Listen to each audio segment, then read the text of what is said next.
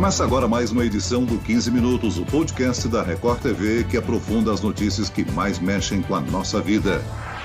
Na última semana, o Superior Tribunal de Justiça teve o sistema virtual atacado por um hacker. Essa ação paralisou servidores inacessíveis. Ao menos 12 mil processos foram atingidos diretamente. Lentamente, o sistema do STJ começa a retomar as atividades, mas muitos especialistas acreditam que ainda falta muito para que tudo retorne à normalidade. Será que as barreiras virtuais dos principais órgãos do Estado estão ameaçadas? E quão seguros estamos, eu e você, na privacidade da nossa própria internet? Quem vai nos ajudar a responder essas questões é o especialista em segurança cibernética, Alex Rabelo. Bem-vindo, Alex. Obrigado, Celso. Obrigado, Record TV. Obrigado, Alessandro Saturno, a toda a equipe aí pelo convite.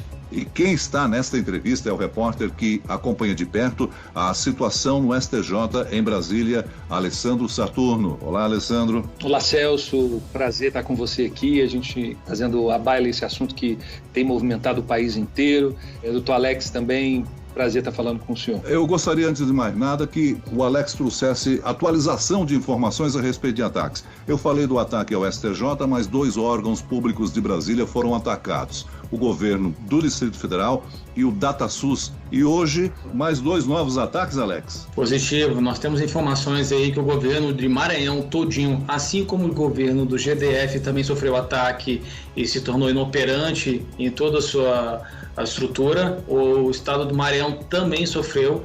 Nós temos aqui já a confirmação de que mais de 14 órgãos e subsecretarias do Maranhão está indisponível, sofreu ataques novamente de hackers. E o Tribunal de Justiça de Santa Catarina também houve uma violação, invadiram o sistema de e-mails e comunicações interno do próprio tribunal.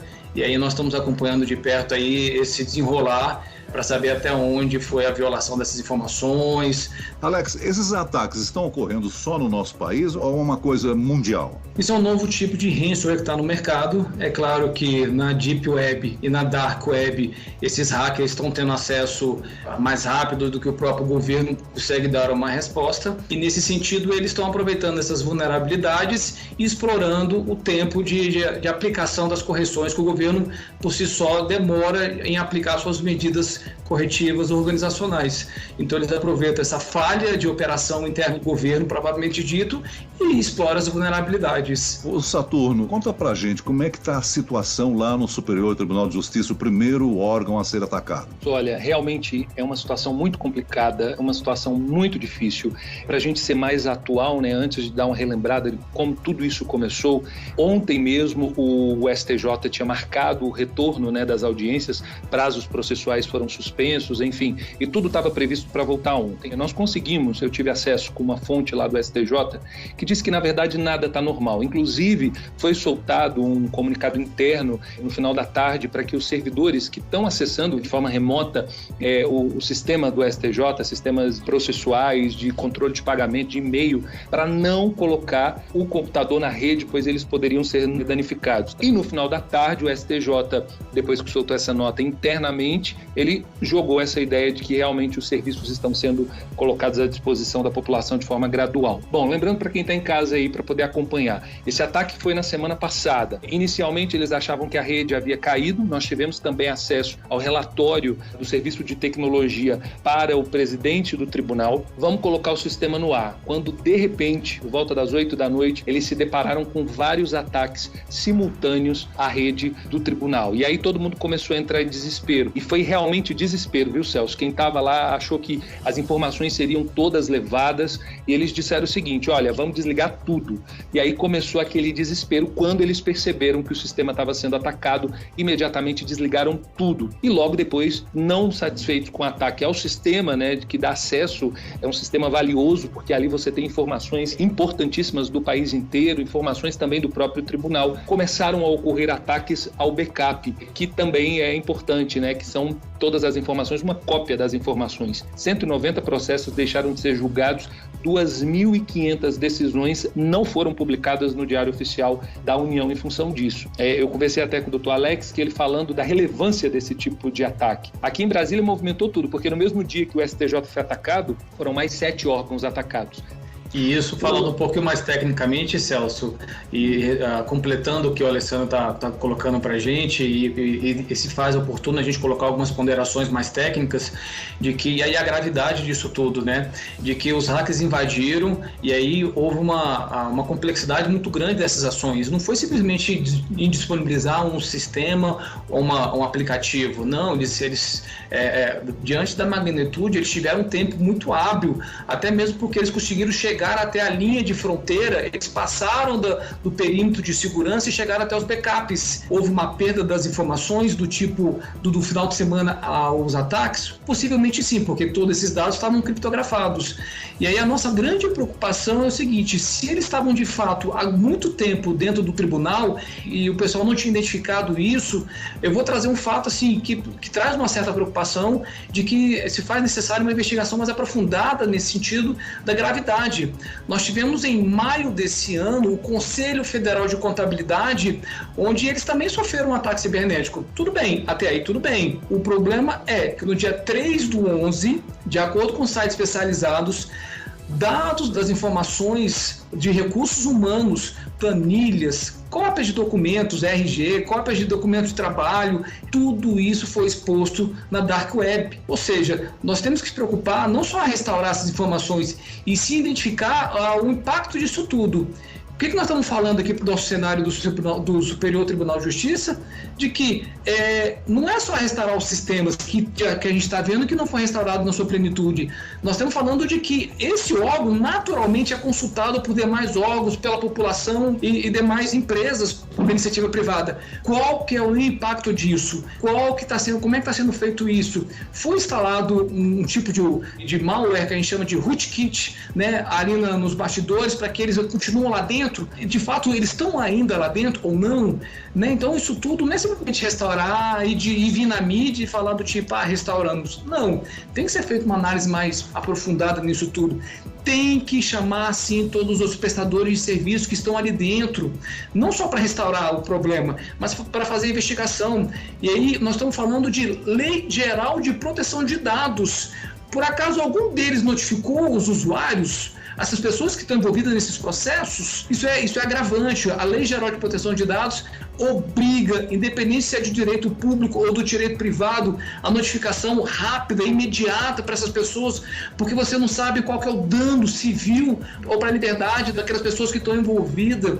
Então se faz necessário urgente. Cadê o plano de gestão de risco? É preocupante isso. Nós temos que ver o serviço público atuante. Alex, vamos só esclarecer rapidamente o que é um ransomware e qual foi a porta de acesso. Pode ser um colaborador, um usuário que clicou num link maldoso, pode ser? Pode sim. O ransom, ele é um tipo de software, né, que é desenvolvido justamente para resgate. O propósito dele é justamente isso, é fazer com que você criptografe uma rede de computadores ou um computador. Como é que ele entrou ali dentro? Por e-mail, por algum e-mail spam que algum servidor público clicou sem querer, caiu, a gente chama de phishing, né, de pescar em inglês. Ele caiu nessa pesca e aí pronto, ativou um ransomware. E aí esse ransomware executou algum procedimento interno e varreu a máquina e liberou um canal para o ataque, para o hacker. Então o hacker, da onde quer que ele esteja no mundo, ele estava acessando a comunicação. Existia uma porta onde ela não estava sendo monitorada para esse processo. Vocês têm informação de qual foi o montante de resgate solicitado pelos hackers?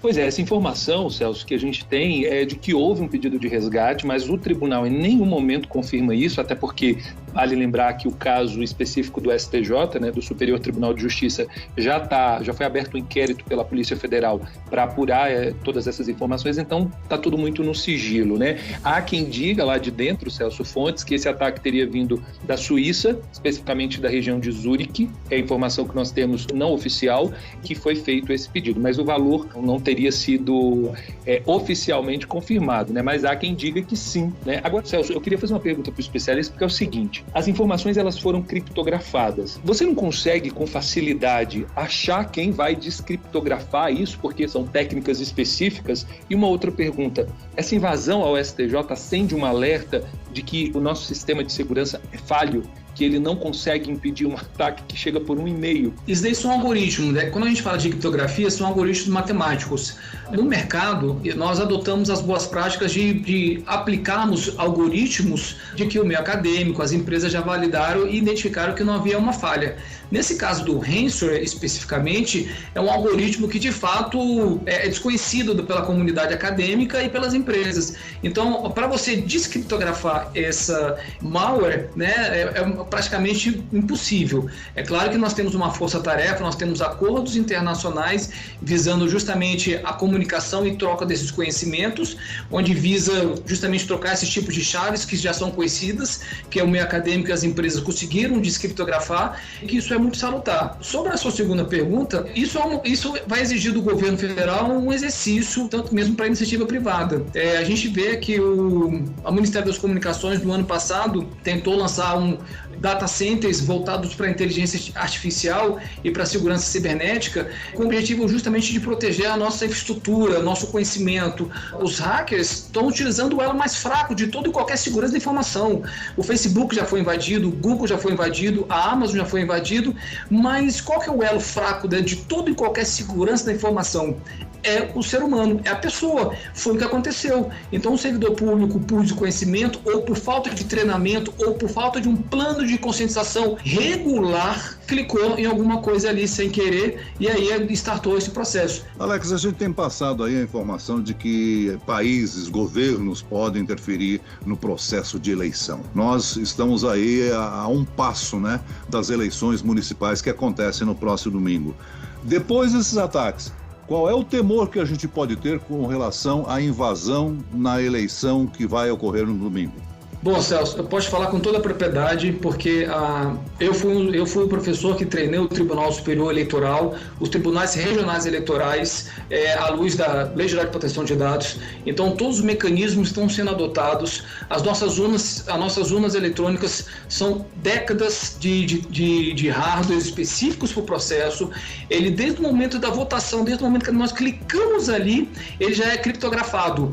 Isso é regido pela Polícia Federal, pelo Exército, pela BIM, é validado pelas nossas forças maiores, onde protege essas informações.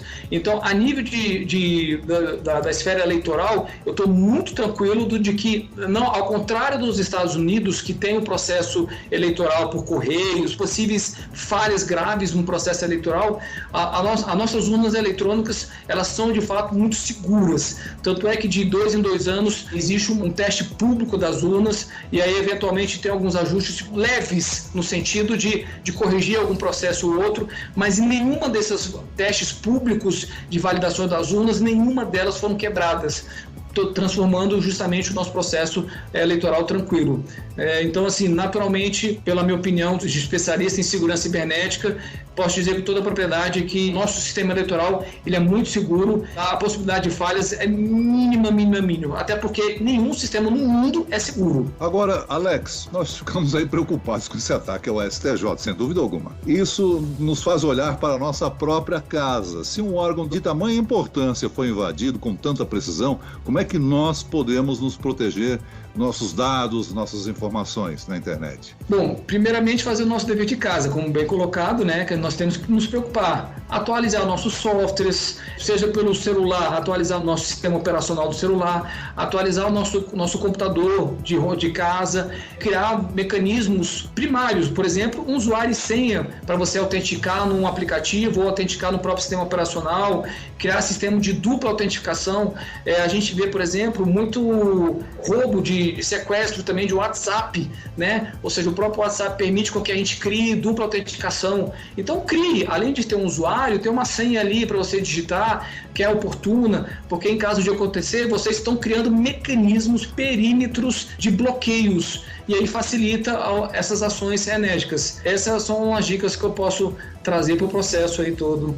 E vale lembrar, ontem nós entrevistamos o diretor do Banco Central que está cuidando da implantação do Pix no Brasil, né, que é um novo meio de pagamento, que agora, a partir do dia 16 de novembro, né, que ele começa a valer mesmo em todo o país, fica uma situação muito mais delicada, né, para esse lado online, porque você vai poder executar tudo por meio dessa forma de pagamento, e aí também fica essa dica, né, de Celso, de orientar, ter cuidado na hora dos dados pessoais. Muito bem, nós chegamos ao fim desta edição do 15 Minutos. Eu quero agradecer a participação do especialista em segurança cibernética, Alex Rabelo. Obrigado, Alex. Obrigado, Celso. Obrigado, Alessandro. Obrigado, Record TV, pelo convite. Estou à disposição para quando vocês precisarem.